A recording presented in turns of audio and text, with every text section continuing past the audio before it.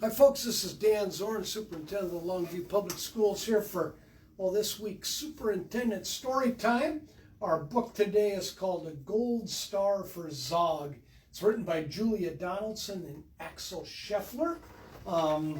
This is a part of our Rotary Club, or local Rotary Club donates a lot of books to our kids throughout the year, and this is an example of one of those books that our kids get access to in a lot of different ways due to the generosity of our local Rotary Club. So this is A Gold Star for Zog. Madam Dragon ran a school many moons ago. She taught young dragons all the things that dragons need to know. Zog, the biggest dragon, was the keenest one by far.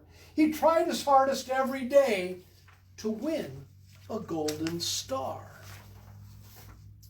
All the dragons in year one were learning how to fly. "Hi," said Madam Dragon, way up in the sky. "Now that you've been shown you can practice on your own, and you'll all be expert flyers by the time you're fully grown." Zog went off to practice, flying fast and free. He soared and swooped and looped the loop, then crashed into a tree. Just then a little girl came by. "Oh, please don't cry," she said. "Perhaps you'll like a nice sticky bandage for your head."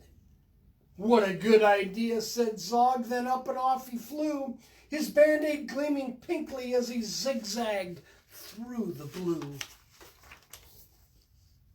A year went by, and in year two, the dragons learned to roar. "More," said Madam Dragon, "louder, I implore.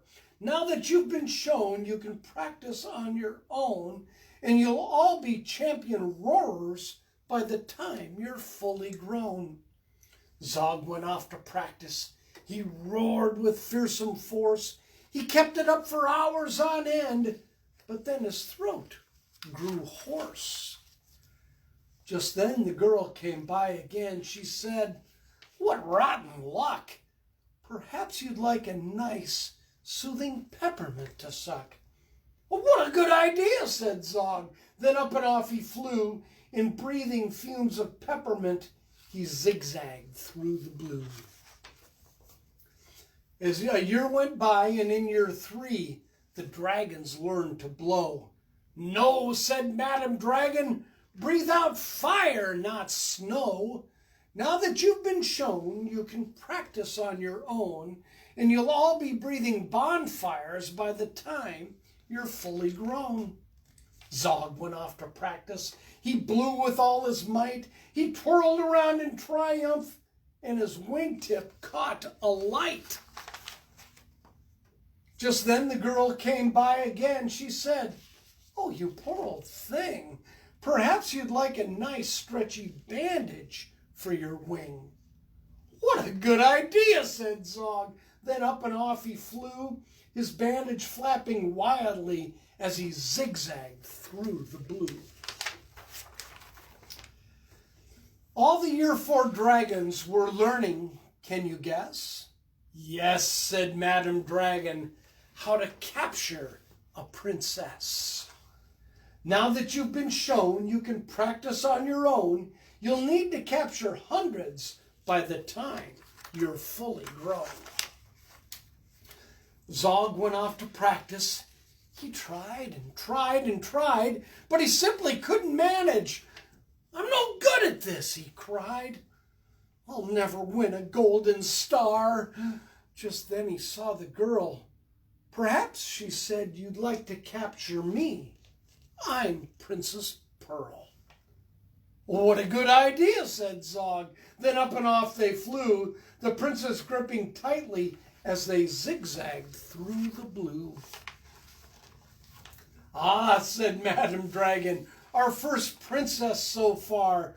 Congratulations, Zog, my dear. You've won a golden star." Zog was proud and happy, and Pearl felt good as well. She took the dragon's temperatures and nursed them when they fell. A year went by, and in year 5, the dragons learn to fight. Right, said Madam Dragon, here comes a real live knight. Up spoke the knight, my name, he said, is Gadabout the Great. I've come to rescue Princess Pearl. I hope I'm not too late. Zog breathed fire and beat his wings. You can't! She's mine, he roared. Oh no, she's not, yelled Gadabout, and waved his trusty sword. The other dragons crowded round and watched them all agog. Who was going to win the fight? Sir Gadabout or Zog? Then Princess Pearl stepped forward crying, Stop, you silly chumps! The world's already far too full of cuts and burns and bumps. Don't rescue me. I won't go back to being a princess and prancing round the palace in a silly, frilly dress. I want to be a doctor and travel here and there, listening to people's chests and giving them my care. Well, me too, exclaimed the knight, and took his helmet off his head. I'd rather wear a twisty stethoscope, he said. Perhaps, Princess, you'll train me up. And Pearl replied, well, of course, but I don't see how the two of us could fit upon your horse. Then Zog said, Flying doctors, I'd love to join the crew. If you'll let me be your ambulance, then I can carry you. Bravo, said Madam Dragon, an excellent career.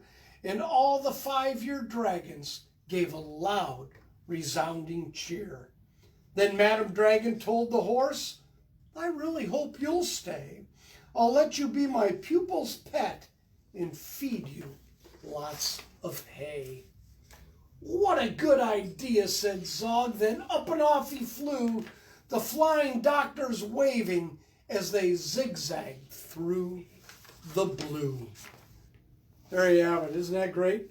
A gold star for Zog. This is Dan Zorn, the superintendent of the Longview Public Schools, where literacy is the most important thing we do.